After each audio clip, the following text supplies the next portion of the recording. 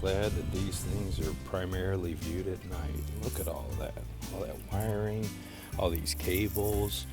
This is the waterproof xConnect connector that I was using to connect all the light strips, and then also for the power injection. So you can see this one actually has two connections. This loop here is actually to connect the two strands. This one is to actually inject power, and then I have one more power injection down at the end, but I ran out of xconnnects, but it's actually connected over here via an xconnect. So the connectors are all waterproof. The box is waterproof. As you can see, it's actually still got water standing on it, and this has been out here for a couple of days. But at night, this thing is extremely bright.